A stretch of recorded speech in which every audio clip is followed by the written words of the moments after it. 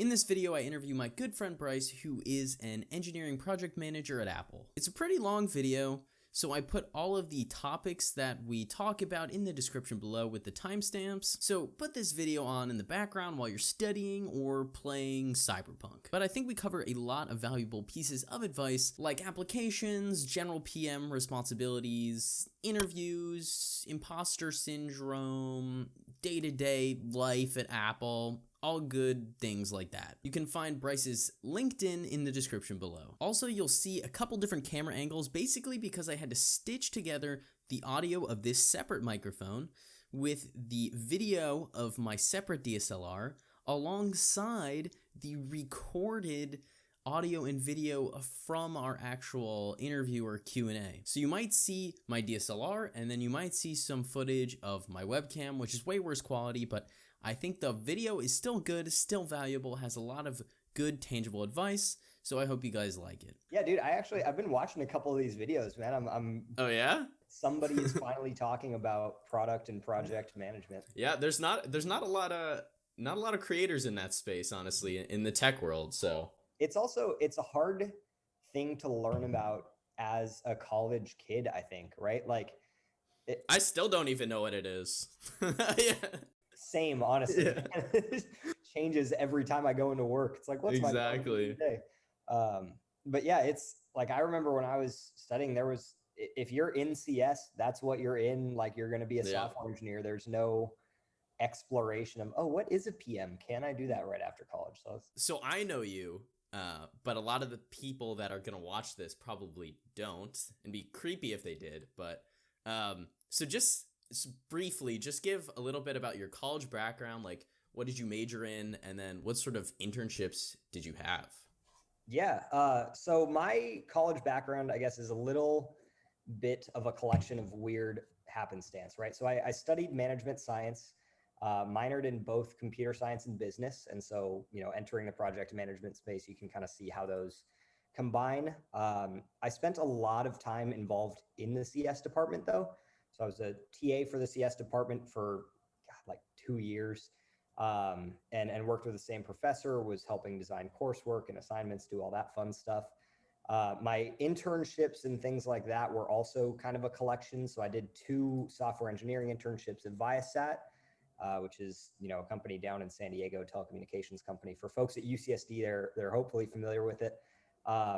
I did one in their commercial space and one in their government space. And the following summer, I went to Microsoft and did a PM internship there. Oh yeah. we got good things to say oh yeah. about that place. But yeah, so my experience is kind of a weird collection of, I was in the economics department, but worked with the CS department. Mm-hmm. And, I started in software engineering, then ended up in project management. Gotcha. So how did you sort of I guess, navigate through all that? Did you do research, or just found these opportunities, or what really caught your eye that made you want to do some of these things? Yeah, I guess, I said it was a weird collection of happenstance, and I got really lucky with a lot of my opportunities. For my first couple software engineering internships, I just happened to go to a job fair and meet some folks that were really friendly at a Viasat booth. Talked him up, and the rest is history. Ended up getting an internship and falling in love with that company. Went back there a couple summers. So it was just luck. Show up at a job fair and say, oh, these yeah. people are great, For Microsoft, it was the same deal. I was just hanging out with some friends on a Friday at a pizza place on campus. Really? There happened to be a Microsoft recruiting event. And so I went up and I was wearing a floral Hawaiian shirt and short shorts. And yo, what's up, dude? Yeah. It's like, oh, what's going on? I recognized some of the students that I had tutored and taught over the last couple of years standing in line. So I was like, oh, what's going on? They're like, oh, it's a Microsoft recruiting event. And so I stand in line. I end up talking to someone, just kind of chatting them up. And it turns out that was the UCSD recruiter. They're like, you know what? We know that you don't have resume or anything like that on you. But yeah, come to on-site interviews. And so I got lucky there, with my tutoring jobs at UCSD. Somebody at school basically told me, hey, this is probably what you want to do if you want to be in the tech space. And so I applied, and I brought a professor out to lunch one day. And at the end of the day, he emailed me and said, hey, I'd really like you to join the staff. So it was a combination of really lucky events. And so I, I really just credit it to other people, right? Somebody told me apply Yeah. to be a tutor. Somebody told me to apply to Microsoft. Like it was Oh all yeah. just a lot of luck, a lot of luck. But you still did those things, so it's like, swinging at the opportunities that are there, right? I'll Yeah. I'll take minimal credit. Okay. Gotcha. So for the management science, what like actually is that, I guess? Yeah, Yeah. that's actually a fair question. It's kind of an unusual name for a major, I guess. And I think what I would describe it as is a little bit like economics, but you're taking engineering math courses and you're getting a little more involved in the mathematical analysis of things. I also spent a lot of time focusing on behavioral economics through management science, which is the study of why people make decisions the way that they do, and sort of the science behind that, the science and the math. Mm-hmm. And so it's kind of like economics, but a focus in management and figuring out why people do the things they do. So it was interesting, but just kind of a weird subsection of economics for sure. Gotcha. And have you felt that that has like helped you in the job, or most of what has helped you has been like experience in the industry actually? Yeah, I most of the things that help me in the day to day are, experience. It's learning how to work with people, learning how to stay on top of my tasks. But I think management science gave me an interesting perspective, in that, when I'm making decisions now, I'm wondering why I'm making the things, or why I'm choosing the things that I do, and why other people, act and respond the way that they do. And sort of keeping that in mind and that additional perspective has helped me a lot. But it's sort of like background, right? Like Yeah. anybody who has a different background will bring that into their work. And I think for me, it just happens to be management science and forcing me to think about why people choose the things they do. That makes sense. That makes sense. And if you had the chance to go back to college, would you change anything, or are you pretty happy with how everything turned out? Yeah, that's an interesting question. I think when I was in college and I was studying management science, all that I wanted to do was say that I was studying computer science and Yeah. be like, oh yeah, I'm one of those people. It's like And a flex major a little bit, you yeah, know? Yeah. exactly. If you're not in computer science, there was a certain level of competition, right? It was like there were the ultimate CS people, and then there were all the other majors. And so I think in college, I would have said, I wish I could start from day one again, go into CS. But now, a couple years out, I think I can actually look back at that and say, you know what, I did get kind of lucky. I ended up in this major. I met cool people. I learned interesting things. And I don't think I would be at Apple right now if it weren't for the way that all of these things work together, so I wouldn't change it now, but I think I Yeah. actually would have been different a couple years ago. Yep. I guess like people have asked me that, and sometimes in the comments people say like, "Oh, was it worth going to college? Was it worth majoring in computer science?" And it's always a tough question because I can look back and say, "Well, yeah, it's worth because I work at Microsoft now, so it's definitely worth it." But had things not worked out, maybe I would feel differently, and I imagine that's the same with you. So Yeah. And I do think, to those comments as well, I think college is kind of getting a bad reputation right now, and that you don't need it to become a computer scientist. yeah, It does help a lot, right? Just in terms of who you meet and the advice that you'll get from your peers and things, but like the introduction to internships and job fairs, I think that goes a long way. You can certainly learn the technical stuff outside of school, but that nuance really helps a lot, and I think that sort of helps us get to where we are, right? yeah, definitely.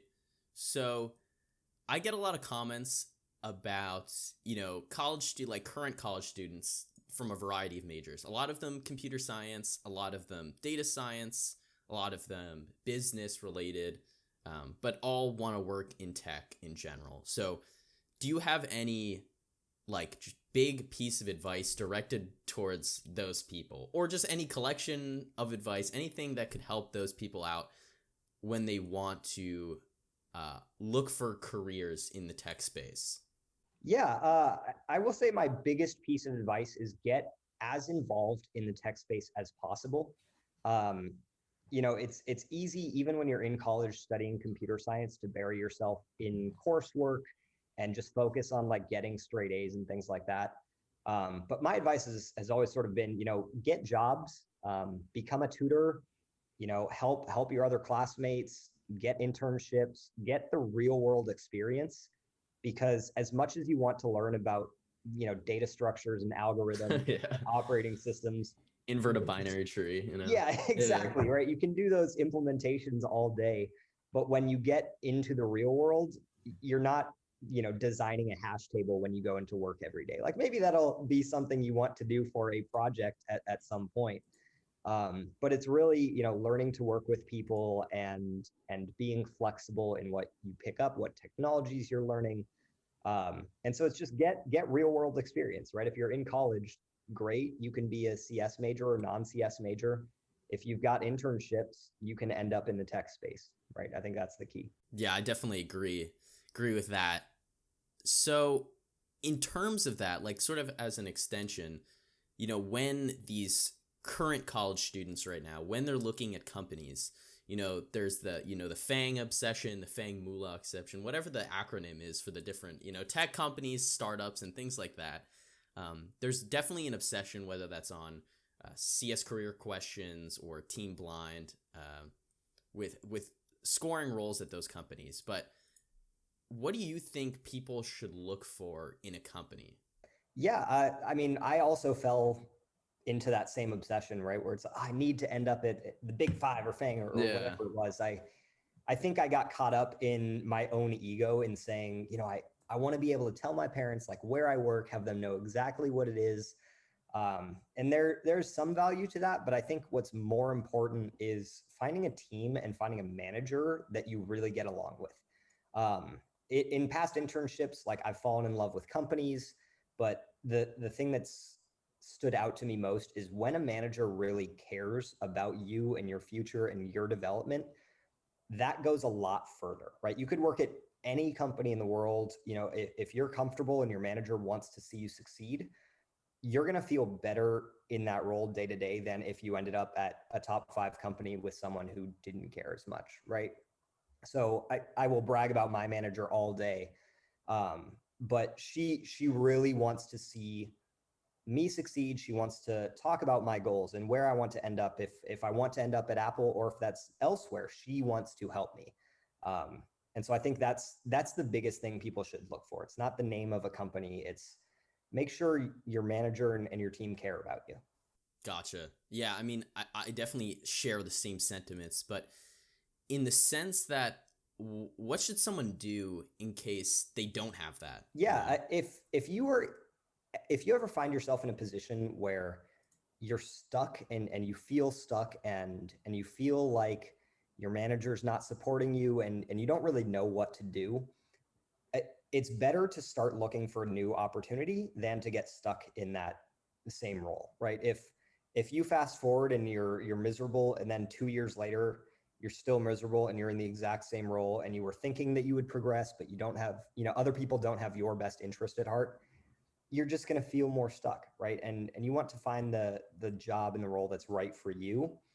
And especially for those people leaving college, you kind of have the time to be flexible. You don't need to settle down right away. Find the right job and then the rest will figure itself out, right? My college professor said that, while you're young, take those risks because this is the only time in your life where most of the decisions you make don't have massive repercussions, right? Your tolerance for moving around will change, right? If you're somebody who wants to start a family, you're not going to be as enthusiastic about up and changing your role, once you've got a family or you've got a home or whatever your goals are. You want to do that in your 20s because it's the only time you're going to want to do that. Yeah, definitely. So you've had a lot of experience in, 2 very large companies, both Microsoft and Apple, in that PM space. So I guess how has your experience been just in program management in general? And then how has that experience varied from Microsoft to Apple? Yeah, my experience in general has been that program, project, product management, are all very different things at different companies, right? Like Microsoft and Apple both have entirely different ideas of what a PM is supposed to Oh, do. definitely. Yeah. And Yeah. so that's like the biggest thing that I've learned is you can go to a company thinking your job's going to be one thing and it might turn out to be something totally different. At Microsoft, right, it's very technical and you're writing specs and you kind of own a feature. It's Oh, your yeah. feature from top to bottom. You're told, hey, do this thing, and it's on you to meet with the technical writers and meet with these different people, meet with the engineering teams, and get that feature done. Start to Dude, I complete. literally code like 5 hours a day. Yeah, So, yeah. yeah. So That's it's a one of those PM. things. So, yeah.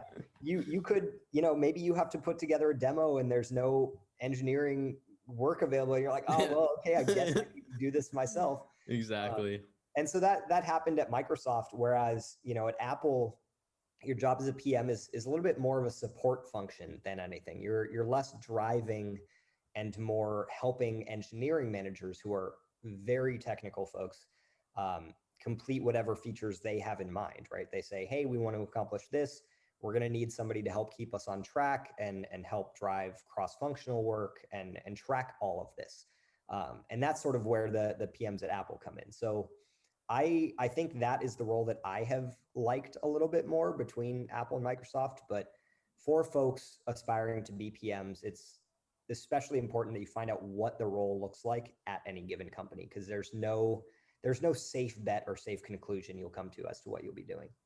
Yeah, I definitely for people listening that want to go into PM, it's very much unlike software engineering where as a software engineer you can expect that you're going to be writing code. I mean, that's what they do. But as a PM, at least from my experience at Microsoft, it's been more of a catch-all in where even a PM, I'm in Azure, so a PM in Azure acts much differently than a PM in Office or something like that.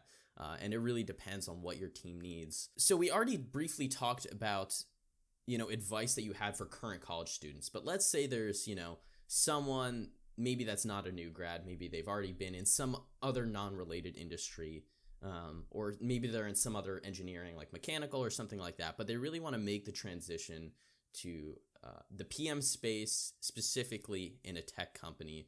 So do you have any advice for those people? That aren't current college students, or would you say it's, the same advice being, really invested in the tech space in general?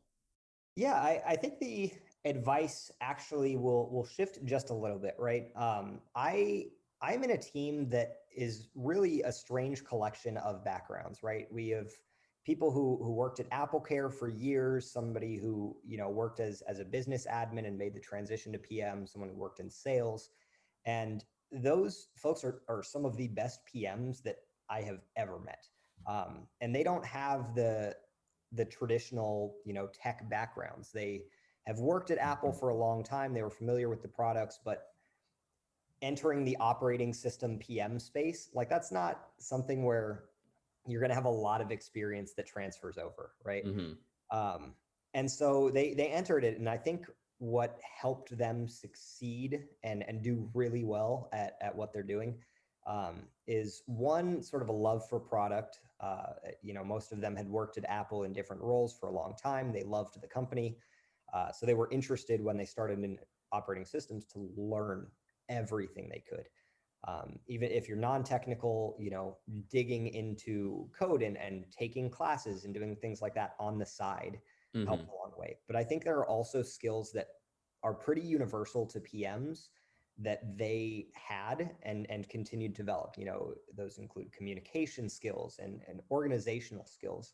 Um, and those went a long way. So they started in a technical role with non-technical backgrounds, and it was because those universal skills could help carry them as far as they did, right? So for folks in non-technical roles who want to jump into a technical PM role, I think companies are learning, you don't always need to have a super technical background to Mm-hmm. become a great PM. Um, at Apple itself, right? They used to expect people had a CS degree or technical degree, and now they're starting to realize like, oh, people with varied backgrounds and types of experience can make great PMs, and they'll hire, and they're all the better for it. So it's just, as long as you love technology, love the product, you can be a really good PM by just developing those additional skills that are sort of universal. Gotcha. Gotcha. So among those skills, would you say there's one specifically for PMs that is like vital, where it's like all PMs share this specific skill and why? Yeah, it might sound a little cliche, but I would call it people skills. And that's sort of a broad category of things, right? Having people skills is, having great communication skills. You can clearly articulate your ideas. You can ask the right questions. You can know when to sort of poke and prod at an idea, when breakout sessions are going to need to occur, right? You have that people sense, and even if you don't understand everything technically that's going on in a discussion, you can say, oh, you know what, there seems to be a little confusion around XYZ topic. And you can just inherently catch that. And so I think just having that ability in the innate people skills goes a long way. And I'd say that's the number one. There are obviously Gotcha. other skills that are helpful. Yeah. But being able to read people and talk to people is the biggest thing, I think. Yeah. And I think that rings true for a lot of, positions. Maybe less so on the software engineering side. Obviously you won't be meeting with customers usually on that side, but I think having people skills in any company is a solid Good place to start. Yeah, definitely. So speaking with your experience right now at Apple, what do you do day to day? Is there like a routine that you go through? Is every day different? Things that you can tell us, just, kind of run through the I think what most PMs would say to this answer is no day ever looks the same. mm-hmm.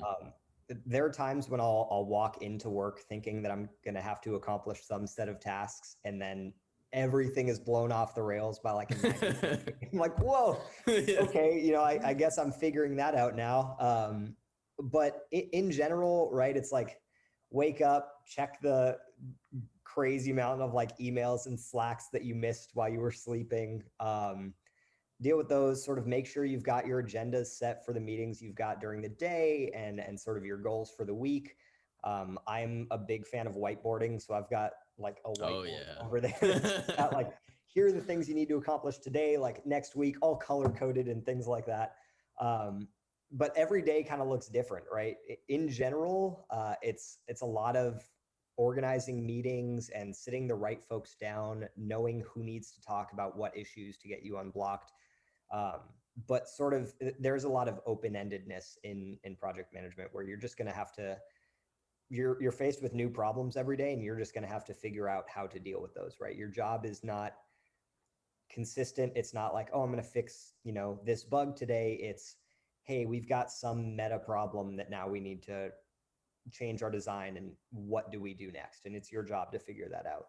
Yeah, that's definitely although PMs at Apple and at Microsoft have slightly different responsibilities. At Microsoft, I've even noticed the same thing, and some of my videos I basically say that PM, whatever role it may be at whatever company, you're essentially making sure that whatever you're working on is going smoothly. So whatever that means, going smoothly. So it's like, if you don't have enough developers, well, it's like strap on the coding boots, right? Because that needs to go smoothly, right? You've had a couple different experiences at Viasat, at Microsoft, at Apple, and burnout in the tech space is very big, especially for people coming right out of college. They typically hit the ground sprinting and then die really quickly. So have you ever felt burnout? And if you have, what did that feel like, I guess? And what caused that? And do you have any tips for people that are experiencing that or are afraid of experiencing that? Yeah, I think you said it right when college students really exit the gate and are just going full speed. Like, I'm 20 something years old. Like, I'm ready to spend 20 hours like every day at work. Like, I'm going to skip sleep and that kind of stuff. Like, I think my first experiences with burnout were in college. And I don't think that's unusual for a lot of people. UCSD really pushed its students hard. And so like working jobs and trying to maintain any kind of academic standing is really tough. And so I kind of finished college and I was like, oh, okay, like that was rough. I stumbled through my last year. And then I took a few months off before I started work. And I think just recently I finally hit that point where it's like I've passed my 1 year mark and I'm already like, oh my God, I'm exhausted. Like I went through this whole year at work. I wanted to prove myself. You know, I was spending 10 to 12 hours a day at work.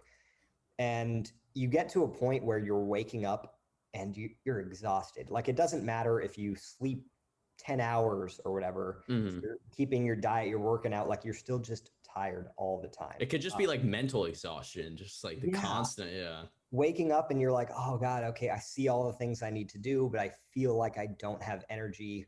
And so you can become a little lethargic when you're burnt out. You're like, okay, I guess I'll check my email, and okay, I guess I'll like go to this meeting and take notes. And it's tough. And I experienced that. The only thing that really helped was, you know, talking to my manager about it and being honest with her and saying, you know, hey, I'm having a rough time.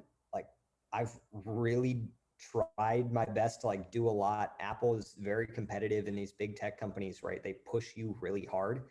And so talking to her, she was like, yeah, you know what, you have been kicking ass the last year. Like you should take a breather, you know, take a week off. Don't look at your computer. We'll cover you. And so that helped me a lot when it was, oh, you know what, like I don't need to burn myself out to feel like I'm doing good at my job, you know? And I think that's what a lot of people do, you know, with imposter syndrome as present as it is. I think people cope by saying, I'm going to work crazy hours and do a ton so that to prove myself in that sense. Yeah, exactly. People need to know how good I am. And the only way to do that is by working all the time. And I don't think that's needed, right? You stop and reflect and you're like, oh yeah, you know what? My manager does think I'm doing a good job, and maybe I can breathe, and maybe I can give some responsibilities to other people who want to learn new things or things like that, right? Yeah, I found that my manager at Microsoft is also really awesome, very open, and I think most people will hopefully have good managers. You know, hopefully they're a manager for a reason, and they're actually good. But yeah, I've only been working for 5 or 6 months, but I've definitely experienced, I wouldn't say a long period of burnout, but I would say maybe like a day where I'm like, damn, I'm just exhausted. And in those senses, maybe that day I work, I code a little bit less, or I've taken like a mental health day off, which has revitalized me a lot. If you have those opportunities while working, definitely take advantage of it. And most managers almost encourage that, because you might as well take a mental health day, come back, really refreshed, and then you can really hit the ground running again, rather than just dragging your feet and not taking a day off, I do think there's, the meta problem with our generation where we enter and it's like, we want to work all the time because we're told that's what you have to do. And I think stopping and realizing you're doing a good job and kind of appreciating yourself and taking mental health days and actually using your vacation exactly. It goes a long way. People in the US, work a lot, and we're kind of known for it. And you work with people from, Europe, and they're like, why don't you take it? Yeah, exactly. Take a breather. Work is work, but you also have to take care of yourself as a person. Exactly. And I think a lot of the big tech companies now, some are more known to be more rigorous than others. Some have better work-life balances, but I think a lot of them share the sentiment that they want to treat their employees well, hence the good compensation, hence the good packages and stuff like that, because a well-rested employee will do better than one who's just constantly burnt out because they're trying to perform, and they can last longer. So and you transitioned actually nicely into my next question, which is about imposter syndrome. So have you experienced imposter syndrome? And if you have, do you still experience that? How did you take steps to sort of remedy that? Anything like that, or advice to people who are scared of having that or currently have that? Yeah, I think I certainly have experienced imposter syndrome. I still do from time to time. And I think only now at, 24 years old, am I finally realizing how to stop and take a look at what I'm doing. And I'll start by saying, like, for folks experiencing imposter syndrome, you're not alone, right? Like, I think most people do. Even the most confident in your classes or the most confident of your colleagues will have times where they think, why am I doing the things that I'm doing? Like, I'm not even good at this. Should I change everything? And so those aren't unusual thoughts, right? And sometimes it helps you feel better when you realize everybody else is kind of thinking the same thing. Nobody will talk about it, which I think makes things hard, but folks feel it. And so I think for people like you and for myself who are at big companies, somebody else might look at that and say that is the measure of success. Like, they made it. How can they experience imposter syndrome? Like, when I worked at Microsoft, I got to ask Satya a question Oh, about nice. about imposter syndrome. I was like, Yeah. hey, have you experienced this? And even he was like, yeah, you know what? It's a thing. Everybody does. And like that is the CEO of one of the biggest Yeah. companies in the world. He's like, yeah, that's a perfectly natural way to feel. And so I think imposter syndrome stems from trying to push yourself, trying to, feel like you're doing a good job. And I think if the only metrics of you doing a good job are like your own self-approval, that's going to be really hard to ever close on, right? Because we as people will continue to try and do bigger, better things. You're never going to feel like you're doing enough or that you are enough. And so what's worked for me is having conversations with peers and managers, like, hey, creating an avenue for open feedback goes a long way. Like the partners, the engineering managers I work with, saying, hey, am I helping you? What can I do better this week? Having like weekly one-on-ones and saying, look, I've got time in my schedule or I don't, and setting expectations so that you can tell very tangibly, am I doing things that are asked of me? Yes or no? And if the answer is no, then yeah, maybe you want to reevaluate how you're going about tasks. Maybe you'll realize you're too busy and that's why things are falling off your plate. Maybe you'll realize you're burnt out. Whatever it is, giving yourself tangible goals and measuring yourself against that rather than just getting stuck in this, mindset of, am I doing enough? Am I doing enough? Am I doing enough? That helps a lot. So it's set your goals, stick to them. If you're not meeting them, evaluate why. I think that's the only thing that can help you with imposter syndrome is that little bit of, you can't get stuck in your own head if you've got actual benchmarks to gauge. Exactly. Yeah. If you can't measure it, you can't manage it, right? Yeah, exactly. Exactly. Welcome to project management. Yeah, exactly. Exactly. And I think it's important to note that imposter syndrome can come in many different forms. So it might hit one person one way and it might hit another person another way.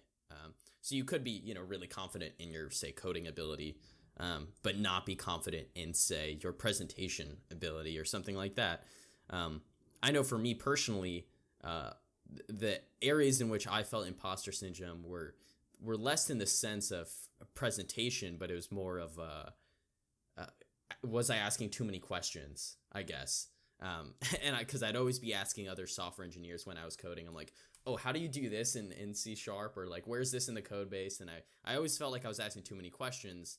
So I'd always say like, oh, sorry for so many questions, or sorry to bother you again. And I would always preface my question with a sorry because I didn't want to bother them. But I would say 99.9% of the time I'm not bothering them and they actually encourage questions. So that's people getting stuck in their own head, right? Yeah. If you make it one broad point, it's, you feel like you're not doing a good enough job at engineering, but the code base at Microsoft like is massive. Oh yeah.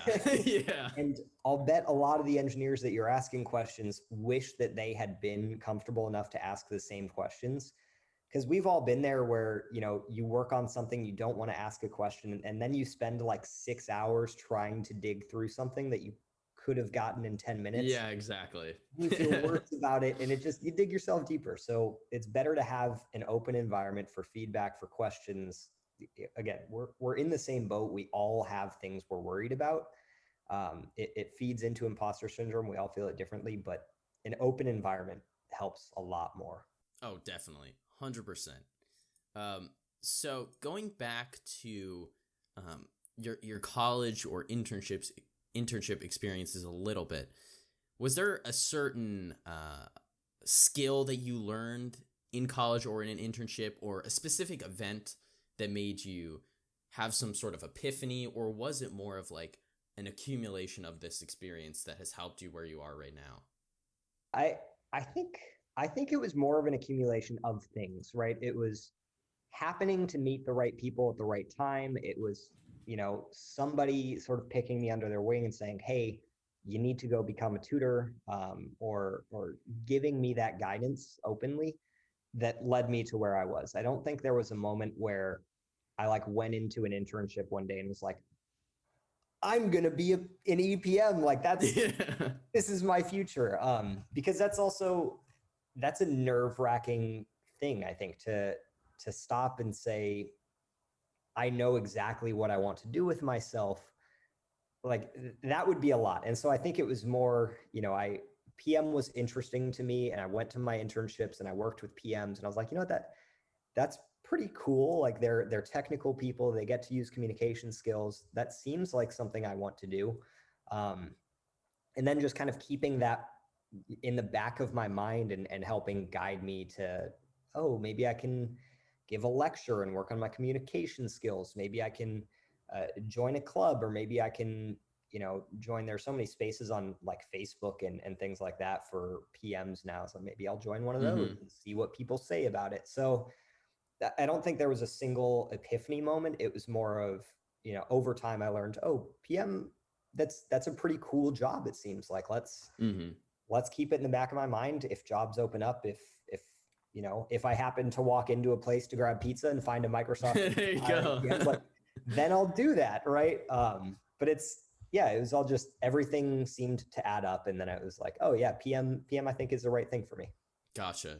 And you mentioned this just briefly. You said like, oh, someone taking you under their wing. So do you recommend for people, whether that's in college, they look for like a mentor, whether that's a college professor, an upperclassman, or if someone's a new grad, they joined a new company. A lot of tech companies have mentorship programs.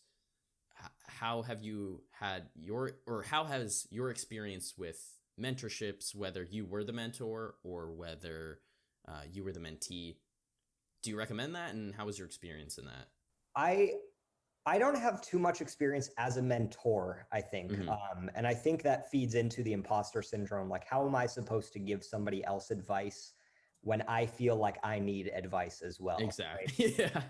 So I don't know how much experience I have there, other than, in college, I had guys come up to me and ask me questions like, hey, man, I see that you're interested in PM. What do I do? Or folks asking, I have asked you those questions. yeah, Yeah. I was gonna say, like, Yeah. there were people, right? Yeah. And so it's not like a formal mentorship, but it's, yeah, I like being able to say, I ended up in this pretty unique space, and was fortunate to land the position that I have now. So I can give some advice, and I think that helps the folks a lot, right? Because it helps them figure out what they want out of work, out of school, out of all these things. If you're just a person who can answer questions, I think that's a good place to start. And you'll get experience being kind of a mentor that way and feel comfortable helping other people, which I think is useful experience. But I do think it's critical that everybody finds a mentor. Um, for me, it's my manager and a few of the other, my manager's peers at Apple, who I can just go to and ask questions, like, what got you to the position that you're in? How did you kind of climb the ladder at Apple? What did you do? Who did you meet? What do you think you did right? What do you think you did wrong? Learning from their successes and their failures is experience that helps a lot, right? You're not living the failures or successes, so obviously there's something lost in translation there. Um, but it does help you reevaluate where you are and how you might, traverse the corporate world to get to where you want to be.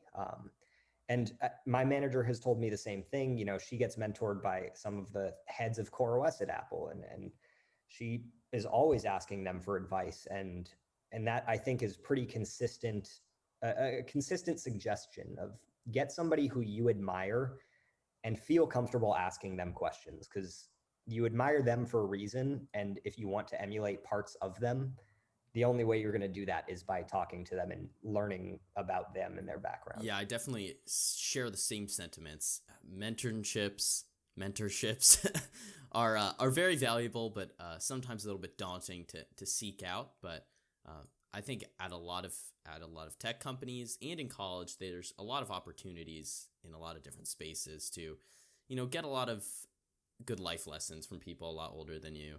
And don't stop at one either, right? Like Yeah. if you have a mentor, it's maybe you have a professor, and maybe you also have like some of the other more senior tutors if you're in college, or when you start working, maybe have a peer of yours who's a little older than you and's been working for a while, have them mentor you, get your manager, get some other random people throughout the company. Like just get them from all over the place so you can pick and choose, what you learn, what advice you're getting, what you want to apply to your day to day. Give yourself that breadth of information. Exactly. Yeah, that breadth of experience and having sort of like a large catalog of things to to go through when you encounter a problem is definitely helpful, I think. Right now, specifically and just in general, for current students or new grads, it's particularly challenging to stand out to recruiters' applications. For those people, do you have advice, whether that's, more broad advice where it's like, network, or is there more, tangible advice where it's like, put this on your resume, don't submit. I know I've talked to some of our mutual friends where they're like, don't submit resumes online. Yeah. Do you share any sentiments like that? People have very strong takes about submitting resumes online. Yeah. And I think it's fine to submit resumes online. I don't think that in a lot of scenarios as a college kid, that's going to get you hired, right? Like, Mm-hmm. unless you have some absolutely unreasonably impressive resume, Yeah. like it's not going to help. I think the reason that there are recruiting events and there's an entire pipeline dedicated to meeting students in person, after COVID, those things will pick back up again. And the only reason there are those things is so that recruiters can use their people sense, which they have developed over years of professional experience, to meet students and talk to them and try and gauge them in person as well as look at their resume. And so in terms of tangible advice, your resume is important, but in reality, your recruiter is only looking at that for like a couple seconds when you're talking to them. And so, yeah, you want to make sure that it's, formatted well. I've seen a lot of, college computer science resumes. They're just blocks and blocks and walls of text. And I've seen other ones that kind of stand out. They're a little unique, Mm-hmm. like little things like that. If you want to stand out in a crowd, stand out in a crowd. Don't have the exact same thing as everybody else. If you're going to a job fair, yes, you want to be dressed nice. You want to have your resume printed.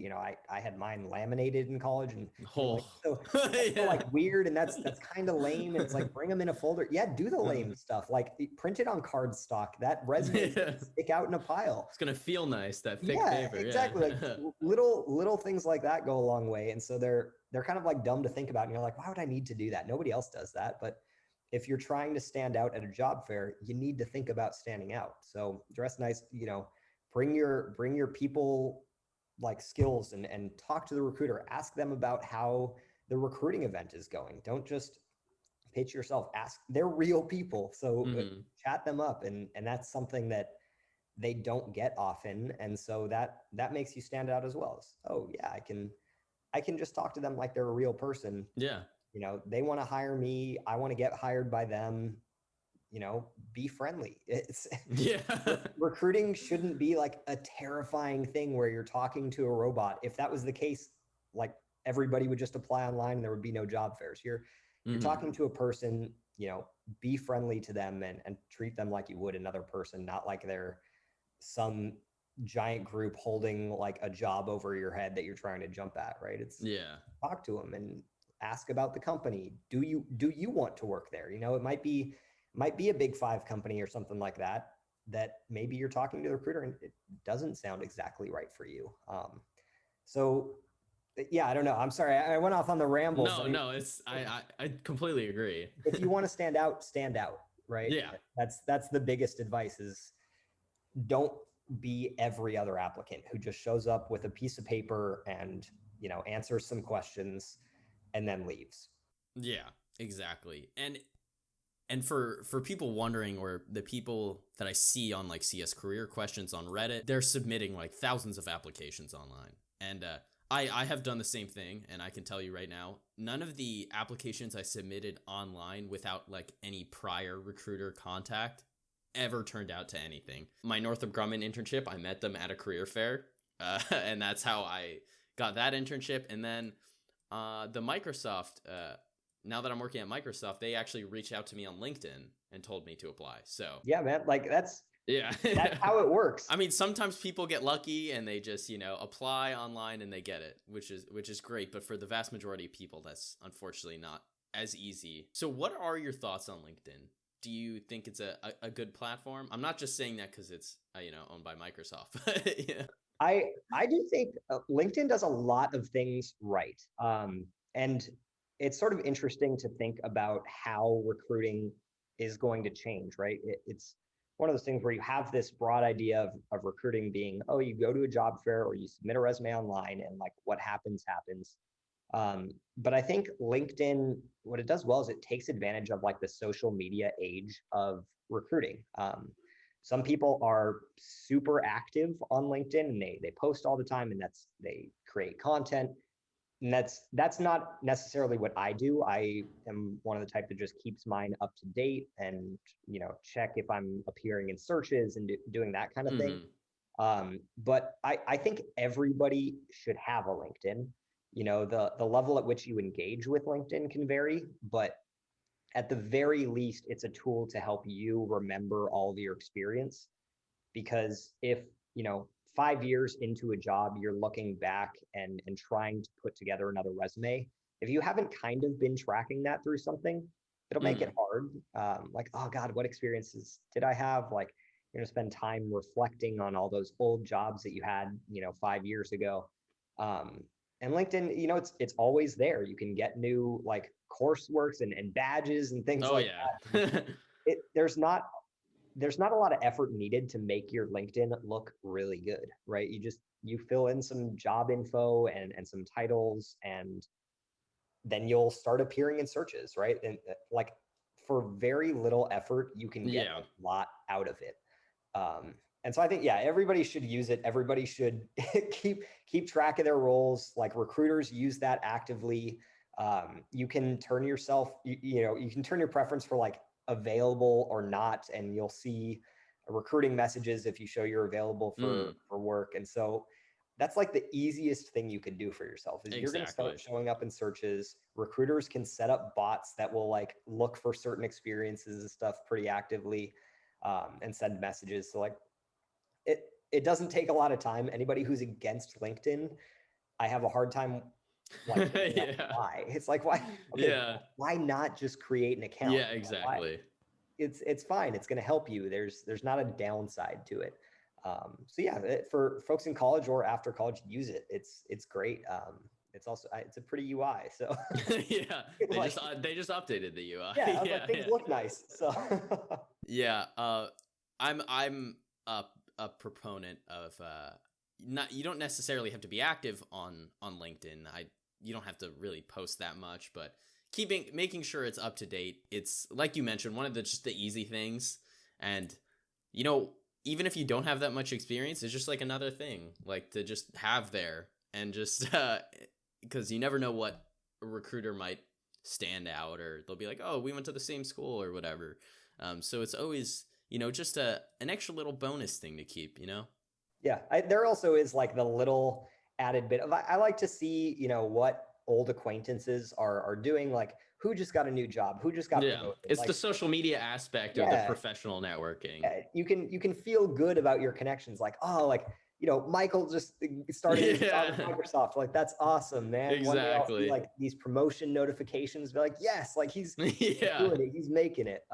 So there's that little, like, you feel good for people too when yeah. you're seeing, in a pandemic, you're seeing people getting new jobs and celebrating these accomplishments. And it feels good. Yeah, I would say out of all the social medias, now LinkedIn is not like a typical social media, but I feel like I like LinkedIn the most. I don't spend the most time on LinkedIn, but it makes me feel the best compared to like other social medias because it's focused on, your friends' successes and new jobs and things like that and like good stories. So Yeah.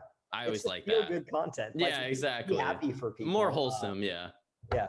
than say like Twitter or something like that. But Yeah. going along with sort of the resume, LinkedIn stuff.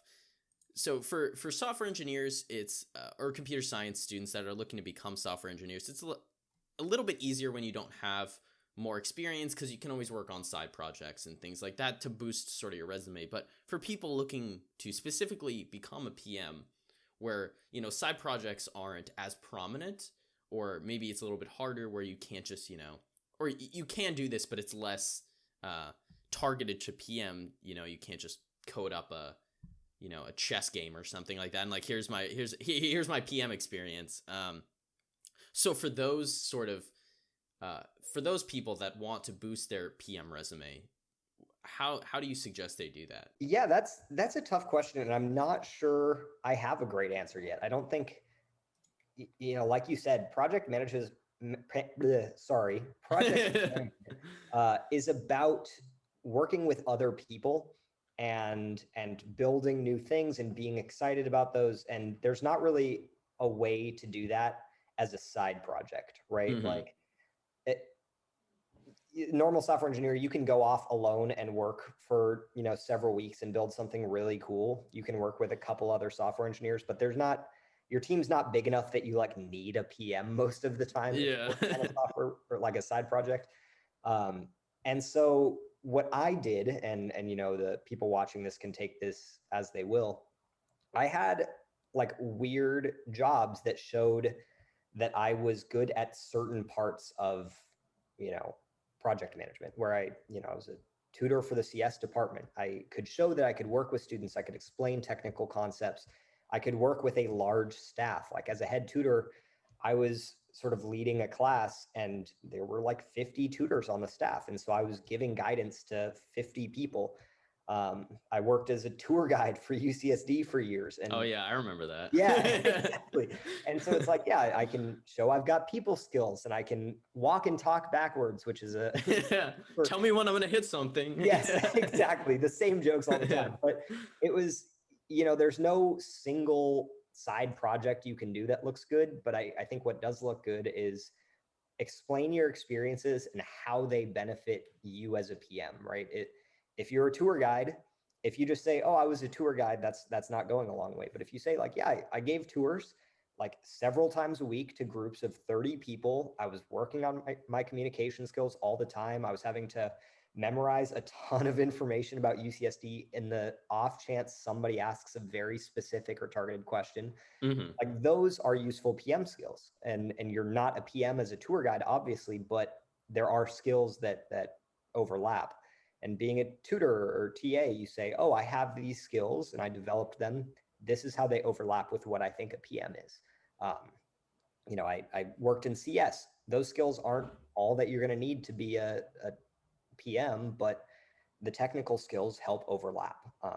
And so there's no like prescription guidance of, hey, what can you do Mm. outside of school to be a PM or make your resume look good? It's, you kind of have to see what's available to you, what opportunities, see how you might be able to pitch that to a recruiter if they ask you about them, and go from there, right? It might have to be a collection of seemingly random things where you're Hmm. taking a little bit from this, a little bit from that, and now it's combined. These skills would make me a great PM. Yeah, for PM, it's very much how you spin it. And as sort of an extension on that, for people that want to be a PM in a tech company, would you say there's a specific major where it's like, do this, you'll be a PM? Very much where it's like computer science, you'll likely be a software engineer. That's like, there's other paths to becoming a software engineer, there's other majors you can do, but typically majoring in computer science is the most direct route. So do you think there's a direct route for PM?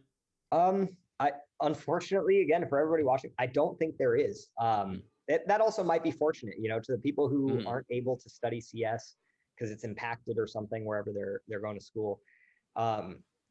You can kind of study whatever, right? Like I technically studied econ for the majority of my college. I ended up as a PM. One of my coworkers studied history in college, and now that's interesting. Yeah, she's a kick-ass PM. Like she is really good at what she does, and somebody would normally look at that and be like, "Oh, it's a history major. Like, how does that matter?" And so I don't think there's a prescription or some exact major or something that you can do that's going to say, "Oh yeah, you're going to be a PM." I think it's your experience, right? You study something and study that something that you like. But other than that, get your jobs and work on, the collection of random miscellaneous side things that would make you a PM. Like there's no major, right? I'm sure you as well have met PMs who were former CS majors, former econ, former business, former. Oh yeah, all total different backgrounds. Yeah. And so your background matters a bit in terms of education, but PM has a lot of, soft skills that you need to just have developed. And I don't think you're going to learn many of those soft skills in classes. I know at some schools, what is pretty interesting is there's like a software engineering major where it's a combination of like computer science and business. And maybe if there was a prescription, something like that would be the case. I studied economics, computer science, business, and that collection of things seemed along the lines of what a PM might do, but I don't think there's clear guidance there. It's just find a major you like, and if you really want to be a PM, just spend time every day figuring out what you can do to make your resume look like you want to be a PM. Yeah, and it definitely ties back to the how you spin it thing. So, like you said, like history depends on how you spin that major. And there you go. You become a PM directly from that. It's all over the place. Yeah. It's like you can do whatever. PMs just need to show that they care a lot about the technology they're working on and they can work well with other people. Exactly. And then sort of this last two-parter question here is for PM interviews, I always struggle with giving advice for people like interviewing for a PM role. Myself, I interviewed as a software engineer. So at Microsoft, I was offered a software engineering role, and then my current manager basically reached out and was like, "Hey, I read your interview packet. Do you want to be a PM?" So I never really had a typical PM interview. So I always struggle when people ask me, "Hey, how do I want to be a PM? How do I prepare for that?" What do they sort of ask in those questions? Now, you don't have to give specific questions on what they ask you, but how do you recommend people prepare for that? Oh boy. Unfortunately, I think I'm probably also going to give terrible advice. When I graduated, I sent out several applications, to both PM opportunities and software engineering opportunities. And there is a very clear contrast in like how those interviews go. Software engineering interviews, if you're reading leak code and like cracking the coding interview and preparing all that kind of stuff, like you can do well in it's very much like studying for a test almost. Yeah, exactly. And that's probably fair. I know those interviews get a lot of flack, but like it's showing that you can prepare well, and you can, you understand technical concepts. I know a lot of software engineering is also Googling things, and that never gets tested, but like copy paste Stack Overflow. Yeah. Exactly. And in general though, it's like they follow a pretty similar format where it's, hey, you're given a question, write out a solution, talk us through it, and go that way. PM interviews, like I've been on both sides of PM interviews now, where I'm interviewing candidates and I was interviewed myself, and it really depends on the interview. Like I don't think there's a clear way to prep. I hope that in 5 years, this advice will be very outdated and somebody will have like finally cracked it and be able to give good advice. But I think the point of being a PM is showing that you can think on your feet and answer any kind of question that might get thrown out at you. And I don't think that's something that you can really prepare for like before an interview. Like you can't study how to answer questions quickly or how to deal with these weird scenarios, right? You just kind of have to have practiced that in your day-to-day life. And so I had bought like cracking the PM interview. Yeah. And I do not think I opened it for my Apple interviews. I was like, you know what? I'm going to go into it. I'm going to have my cup of coffee. I'm going to make sure I'm in like a good and collaborative mood. Like I want to be giving my A game. You turn it on and then you go into the interview. Yeah. You do. I'm glad that's not just me, but it's like sometimes you just have to turn on like the personality. Exactly. Sometimes I just got to be, all right, it's time for interview, Michael, time to go on. Yeah. Yeah. It's like you got to shift into maximum overdrive. PM But yeah, I do think there's no clear way to prep for them. It's just you have to flip the switch and hope that everything you've been doing in all your jobs proves that you are going to be a good PM. And I've definitely felt that, interviews become easier as you get more experience, specifically in PM, because you encounter all of these sort of situations that they may ask about. And you can be like, oh, at Microsoft, at Apple, we went through this process. So it becomes easier as you get more into the industry with a little bit more years of experience, You've got experience you can draw from. You also, there's some value in the more you interview, the less nerves you're going to have when you go into it. Like, yeah. You've already gone through the process a bunch of times. You know what to expect. Yeah, exactly. So PM interviews are weird, but there's no way to prep for them. It's just, turn on the switch and exactly. Answer questions. Like the PMs are very good at throwing you off when they want to know something. And so, if you're getting interviewed by good PMs, there's nothing you're going to be able to that will answer all their questions. Exactly. It's much more about being fluid and like you said, thinking on your feet. So just lastly, are there any resources that you recommend? So whether books that you've read recently, websites you use consistently, anything like that you'd recommend to people, just tech industry in general, whether that's software engineering, PM, anything like that? Yeah, I think that when I was in college, I was looking for like any kind of PM group that I could, any collection of people that were interested in project management. And like at UCSD, there were a couple orgs that I got involved with. They started coming out sort of at the tail end of my college experience. So there wasn't a big boom for people getting hired as PMs, I think, out of college. And I think we're on the crux of that, right? You and I talked a little bit about how now we're talking about PMs. There aren't a lot of resources, and that's why you have this channel. And so I think people just need to find if there are any resources or groups of aspiring PMs that they can talk to, right? It's surround yourself with people interested in it. If you know PMs already, talk to them as often as you can. Like LinkedIn stalk a couple people if you're familiar, like some of the LinkedIn like second connections where they're a friend friend, and ask them, be like, hey, I see that you're a PM at a company I'm interested in.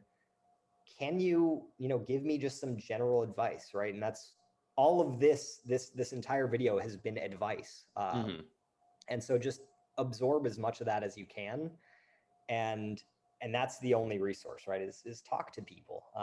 As a PM, your job is talking to people. So if you keep talking to people, keep learning, I think that's the best you can do is surround yourself with people interested in that same thing. So what I'm thinking I hear you say is you have to subscribe to the channel is what I've heard. That is absolutely right. And I mean, a final shout out to you, man. Like there's not a lot of resources for PMs. And so the fact the channel is something that exists, like it goes a long way. And I kind of wish there was something like this when I was in school. And again, I mentioned, right, like in 5 years, somebody will have cracked the code for PM interviews. Like in 5 years, somebody will have got all these resources for aspiring PMs and doing these things. And like, this is a very, very good place to get started. So I appreciate the kind words. Thanks so much for giving all this advice. It's really going to help people. And you have become a mentor to, many people that will watch this video. So kudos to you for that. Do you want to, You want to plug anything? Instagram, LinkedIn? I'm outgrowing my social media, but Okay. if anybody has questions, I will say, you're welcome to find me on LinkedIn. Shoot me a couple questions. I'm always open to answering those kinds of things. So Awesome, boss. Well, thanks again so much for coming on. yeah, thanks you for the channel again. Yeah. Great. I want to thank Bryce again so much for coming on and giving that very eloquent and very valuable advice. Again, you can find his LinkedIn in the description below. Thank you guys so much for watching. If you have any questions, feel free to comment them down below. And if you have questions for Bryce, comment them down below as well, and I'll try to relay them to him. Give this video a like for the YouTube algorithm, and if you like college advice, career advice, tech, and or computer science, consider subscribing to the channel. You can always count on bad British accents from your boy over here. Hopefully, I'll see you in another one. Bye-bye.